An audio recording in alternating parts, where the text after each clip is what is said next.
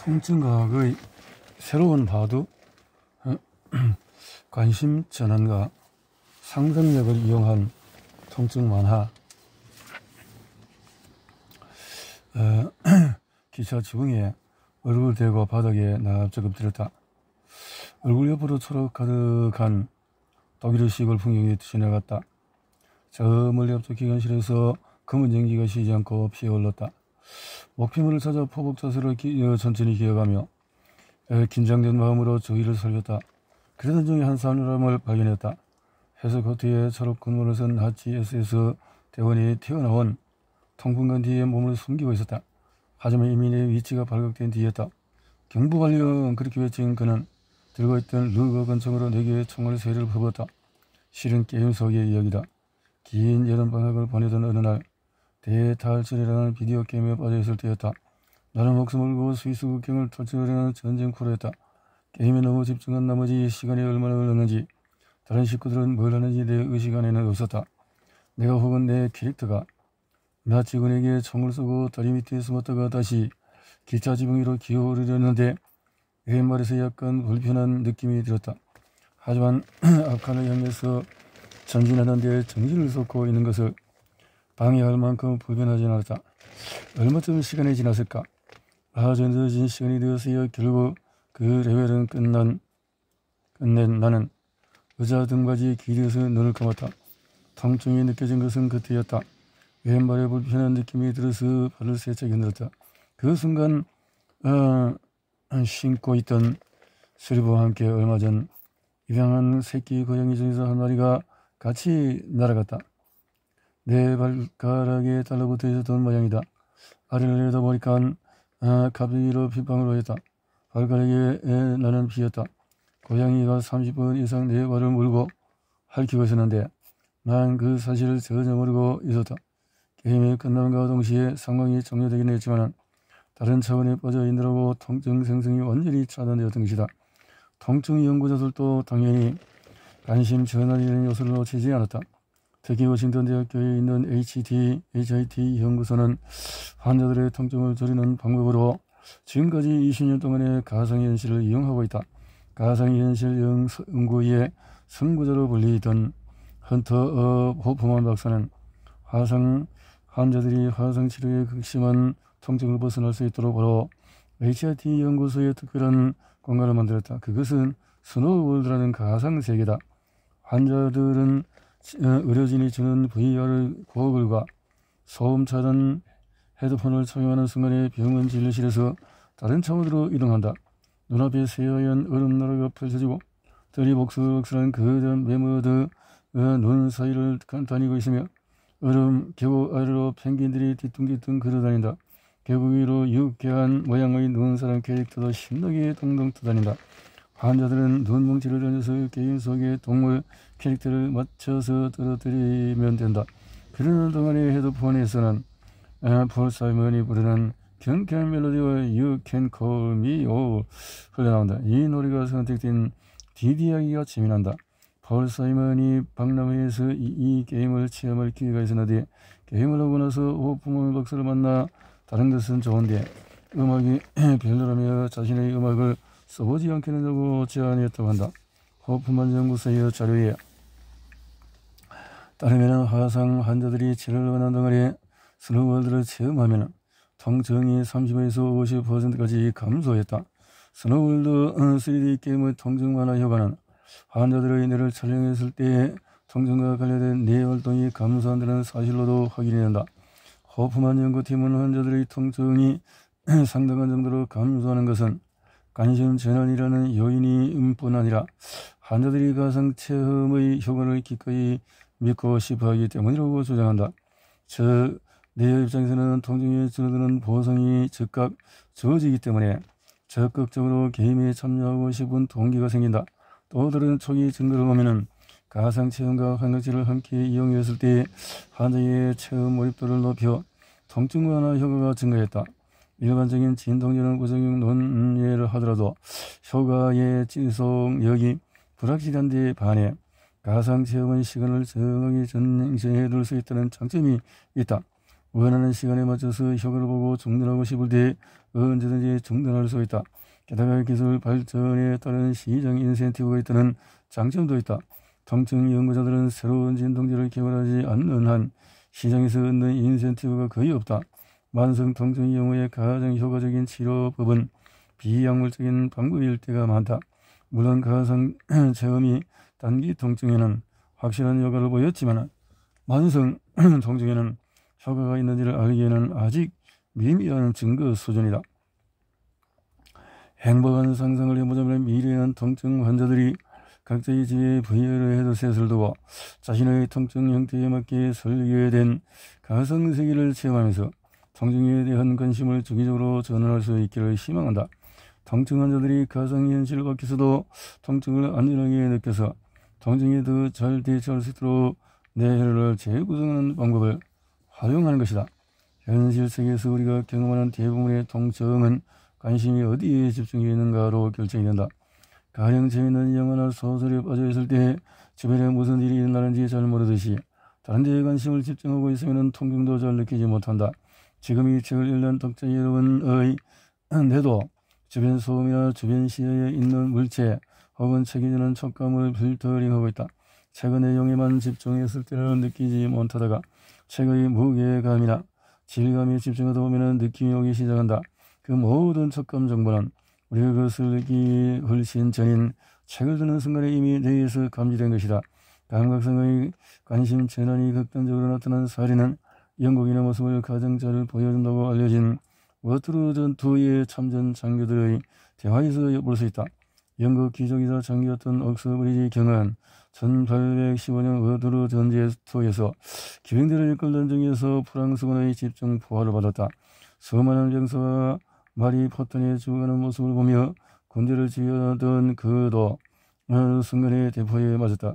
다리가 날아간 줄 모르고 계속 전투를 지휘하던 옥스브리지 경은 얼마 후에 다리가 없어진 것을 발견하고 옆에 있던 웰링턴 공장에 의해 남일인 듯이 태연히 맙소사 제 다리가 없어졌군요 라고 했고 그 말을 들은 웰링턴 공작도 맙소사 그러네요 라고 말했다. 이 이야기는 사실이다 사실 아닐 수도 있다 하지만 나 역시 버밍엄에 있는 세계적인 국군병원에서 근무할 때 전투 중에는 다쳐도 무지 않다고 말하는 군인들을 많이 만나봤다.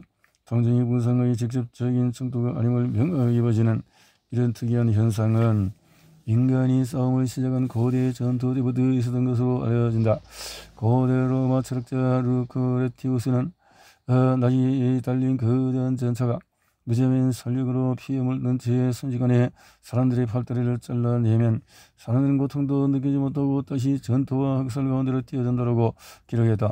옥스브리지 경은 전투에서 살아남아야 한다는 생각에 집중해 있어서 자신의 몸에 난 상처에는 관심을 기울이지 않았기 때문에 고통을 느끼지 못했을 것이다. 이쯤에서 아드레날린에 관한 잘못된 믿음을 바로잡을 필요가 있을 것 같다. 위기 상황에서 위험 신호를 차단하고 통증을 느끼지 않게 해주는 것은 아드레날린 덕분이 아니다. 물론 아드레날린이 분비되면 그 상황에 대한 몰입도가 높아져서 통증을 느끼지 않을 수 있다. 하지만 아드레날린은 통증을 차단하는 역할을 하지 않으며 오히려 통증을 증가시키기도 한다.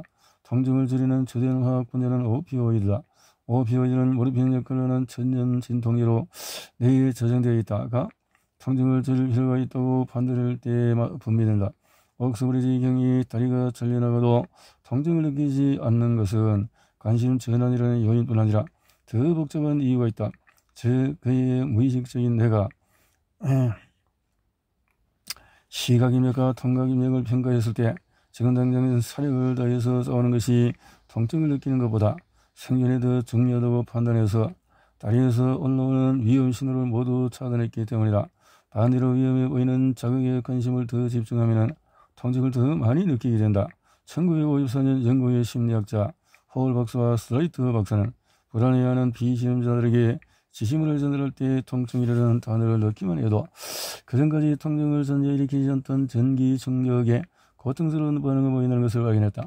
우리의 관심을 전하는 것이 통증 완화에 큰 도움이 된다는 중요한 사실을 놓칠 때가 많다. 아이를 키운 부모라면 잘할 것이다. 무엇보다도 이 방법은 통증의 종류를 가리지 않고 활용될 수 있다는 장점이 많다.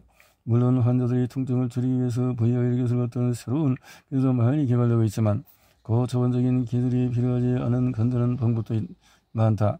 한 연구 결과에 따르면 fMRI 촬영으로 환자의 뇌를 관찰하는 결과 통증을 일으키는 자극에 노출되는 동안에 기억 가지를 제시할 때 통증이 더 적게 인식되는 것으로 나타났다. fMRI 촬영 이미지를 보면 관심을 전환하게 하는 그 행위가 척수에서 오는 위험 신호를 차단한다. 재미있는 점은 기억 과제와 함께 오피오이드 해독제인 랄록산을 투여하면 관심 전환의 진동 효과가 40% 감소한다는 점이다. 통증 자체에 집중하지 않고 관심을 전환하면 뇌에 저장되어 있던 오피오이드가 분비되어 척수에서 오는 통각 신호가 차단된다는 것을 알 수 있다. 그래서 나는 환자들을 체열하는 동안에 병에 관련된 가격 일기나 휴가 계획, 갖고 싶은 물건같이 생각과 고민이 필요한 질문을 자주 한다. 단순한 행위이지만 그런 질문들이 환자들에게는 주사 통증을 덜어주는 실질적인 진통제 역할을 하기 때문이다. 마찬가지로 만성 통증 환자들은 통증 자체에 집중하지 말고 사람들을 만나 이야기를 나누거나 좋아하는 음악을 듣고 책을 읽는 등 관심을 전환할 방법을 적극적으로 찾아보는 것이 좋다. 의료기관 역시 그런 관점에서 환자들에게 도움을 줄 장치를 마련할 필요가 있다. 자, 눈을 감고 자연스럽게 호흡합니다. 나는 경험기반 증거를 세우고 논리적 연구를 지향하며 우울감에 젖어있는 서양의학을 수련한 의사다. 그런 내가 체면치료를 받았다. 아주 어릴 때부터 가민대장군 앓았던 나는 시시때때로 찾아오는 복통과 설사로 배가 자주 아팠다. 어떤 때는 아무 일도 할 수 없을 만큼 아픈 날도 있다. 약물 치료나 식이요법은 효과가 없었다. 가민대장 증후군은 원인과 치료법이 잘 이해되지 않은 복잡한 질환이다. 하지만 최근 들어 장과 뇌의 연결축이 제대로 기능하지 못해서 생기다는 증거들이 많이 발견되고 있고, 내가 읽은 수많은 논문에서는 심리적인 스트레스가 있을 때 또 장이 민감해질 수 있다는 주장을 힘있게 하고 있었다. 자료를 찾을수록 뇌 고질병을 낫게 해줄 것 같은 방법이 계속 나타났다. 그러나 그 대해서 흉리를 공부하는 동안에 한 번도 접하지 못한 방법이 있었는데 바로 체면요법이다. 체면에 관한 내 지식은 회중 시기를 든 흔드는 무대의 체면술사나 마음을 조종하는 영화 속의 악당처럼 우스꽝스럽거나 음침한 느낌이 대부분이었다. 다행히 내가 만난 체면술사는 그런 이미지와는 거리가 멀었다. 빨간색 셔츠를 입고 친절한 웃음을 짓던 폴은 옥스퍼드 외곽에 있는 자신의 진료실 안으로 나를 안내했다. 진료실에는 안정감을 주는 회색 거거들이 깔끔하게 배치되어 있었고, 창문에 친 블라인드 사이로 따뜻한 초가을 햇살이 비쳐들었다. 해종식이 같은 것은 없었다. 나는 포로의 맞은편 안락 의자에 앉아 러그 위로 발을 올렸다. 폴은 먼저 체면요법에 어떻게 해서 빠지게 되었는지를 이야기했다. 조울증과 알코올 의존증이 있던 어머니에 대해서 자란 그는 어린 시절에 어머니가 일찍 죽을지도 모른다는 생각으로 항상 불안감에 시달렸다. 어른이 되고 나서 상담원으로 도움을 받은 후에 담배를 거느리고 체면요법을 받으려고 더 심오하고 강력한 무언가를 경험했다. 그래서 자신이 직접 그 분야에 뛰어들어서 몇 년간 더 깊이 연구한 끝에 불안장애, 중독, 공포증, 통증 치료를 위한 자신만의 치료법을 개발했다. 숨을 천천히 들이쉬고 내쉬면서 배와 가슴의 움직임에 집중해 봅니다. 숨을 들이쉬면 어깨가 자연스럽게 올라가고 어깨와 팔 근육도 따라서 올라갑니다. 긴장을 풀고 편하게 숨 쉬면서 몸의 모든 움직임을 느껴봅니다. 폴은 내 몸 전체의 감각을 느끼도록 어느 부위에 집중할지 차례차례 알려주었다. 내가 그동안 전혀 관심을 두지 않았던 감각들의 손전등을 하나하나 비추는 것 같았다. 나는 바로 여기가 숨이 들어가고 또 나가는 소리, 목과 등 뒤에서 느껴지는 온도 차이를 조금씩 알아차렸다. 자, 이제 주변에서 나는 모든 소리에 귀를 기울여 봅니다. 선생님은 이 방에 들어오신 순간부터 저쪽 벽에 나는 희미한 시계 소리를 들었습니다. 에어컨이 돌아가는 소리, 밖에서 나는 자동차 소리도 들었어요. 우리는 집에서 나는 소리를 모두 듣지만 그 소리에 귀를 기울이지는 않습니다. 우리 뇌는 더 중요한 것을 믿는 것, 더 중요하게 여기도록 훈련받는 것들에 집중하기를 원하지요. 나는 완전히 긴장을 풀고 그의 말 한마디 한마디에 빠져들었다. 폴은 이제 내 마음에 집중해보려 보겠다. 기분이 좋은지 나쁜지 스트레스가 있는지 혹은 편한지 느껴보라고 했다. 선생님 몸속의 장을 돌려봅니다. 천천히 템스 강처럼 천천히 흐르는 강을 그려보세요. 최면술은 서양에서 가장 오래된 대화법 중에서 하나다. 최면술을 뜻하는 영어 단어 메스머리즘. 메스머리즘은 그의 이름에서 따온 것이다. 메스머 박사. 메스머 박사는 서양에 있는 모든 생신은 눈에 보이지 않는 동물 자학이라는 자연의 힘으로 연결된다고 주장하며 모든 질병은 자기의 흐름이 원활하지 않기 때문이라고 했다. 그는 환자들을 치료하는 방법은 환자 맞은편에 마주 앉아서 환자의 몸 아픈 부위에 몇 시간씩 자신의 손을 갖고 대고 자기를 전하는 것이었다. 신기하게도 그러한 치료 후에 환자들이 쓰러지거나 발작을 일으키곤 했는데 그는 이를 가리켜서 바로 낫는 병이라고. 1784년 메스머 치료법의 진위를 조사하라는 루이 16세의 명령에 의해 9명의 구성된 조사단이 무너졌다. 미국은 보헤베드를 세운 벤자민 프랭클린과 산소를 발견한 앙두앙 러브아지에가 이끈 이 조사단은 증거 기반의 의학의 초기 사료로 알려지는 독창적인 실험과 조사 끝에 메스미의 주장이 전혀 과학적인 근거가 없다고 결론을 내렸다. 그러나 어쩌면 그들도 오늘날의 의사들이 저지르는 실수를 똑같이 했을지도 모른다. 우리는 과학적으로 설명할 수 없다는 이유로 수많은 사람과 수많은 사례에서 나타나는 체면요법의 효과를 그냥 지나칠 때가 많다.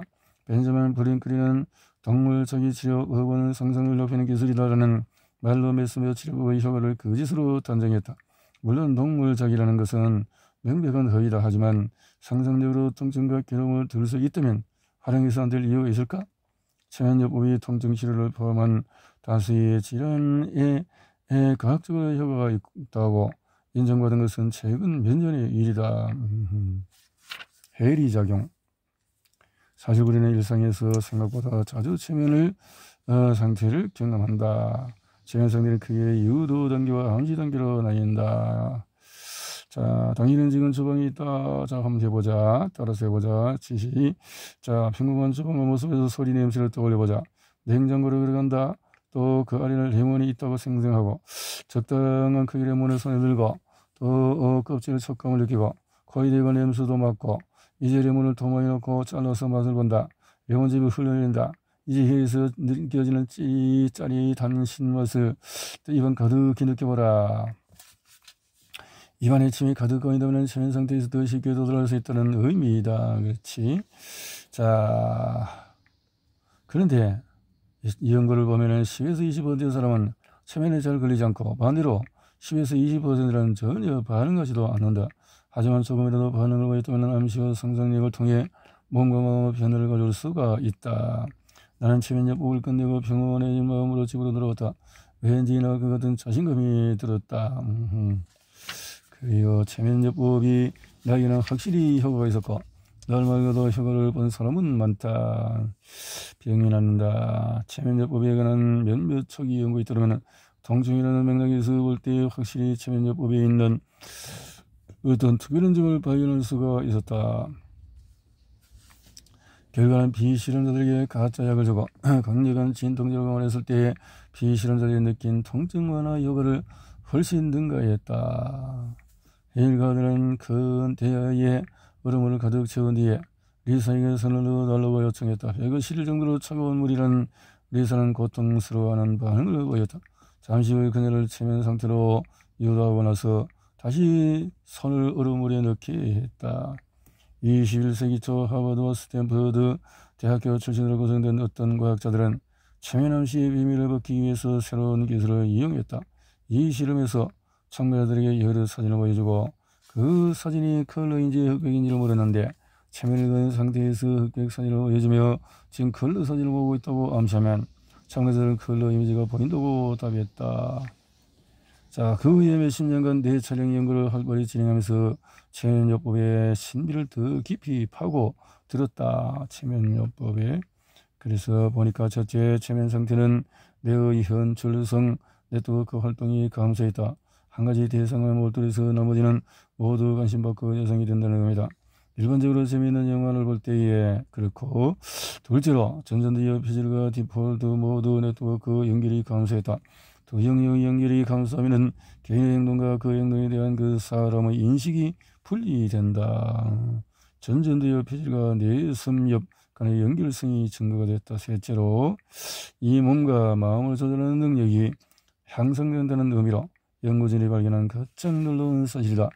우리는 체면이라는 말을 들으면 이상한 복장의 체면 소자가 사람의 마음을 장악하고 그 사람을 기절시켜 의상스러운 행동을 하기는 모습을 떠올린다. 하지만 실제로 체면은 통제력을 잃게 만드는 것이 아니라 오히려 통제력을 증가시킨다. fMRI 영상을 이용한 연구 결과 체면요법이 뇌의 통증 회로도 차단한다는 것을 확인했다.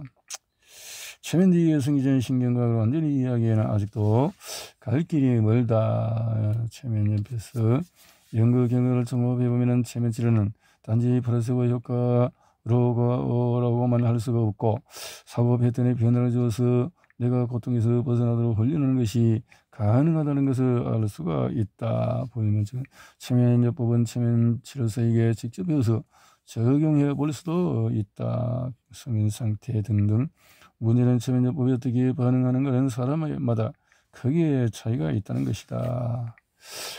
체면요법이 활용되기 어려운 가장 큰 이유는 체면요법이 가진 이미지 때문일 것이다. 내가 쓰레기 배치받은 외과 병동에서 회진을 도울 때였는데 맹장염이 의심되던 한 청년 환자가 있었는데 검사 결과 감인 대장 증후군으로 밝혀졌다. 물론 그 환자도 수없이 병원 치료를 받았지만 전혀 효과를 보지 못했다. 그때 나는 그 환자에게 체면요법을 권해주면 어떻게 했느냐고. 그렇군요. 그렇게 해서 선생님에게 다들 이게 또 프로이터전지 선생님께서 납셨고 그렇지 저 환자의 복통이 어머니에 대한 성적인 욕구인 것을 우리는 왜 몰랐지 하며 능청스러워서다. 우리는 자신의 유머가 괜찮은지 확인하려는 듯이 수면 부족으로 엷은 웃음을 띠는 동료 의사들을 쑥 둘러보다. 대부분의 의사들은 그 전문의처럼 체면요법을 완전히 엉터리로 보지는 않는다. 하지만 증거기반의 형성하기는 무적증 대조 연구가 충분하지 않다고 생각한다.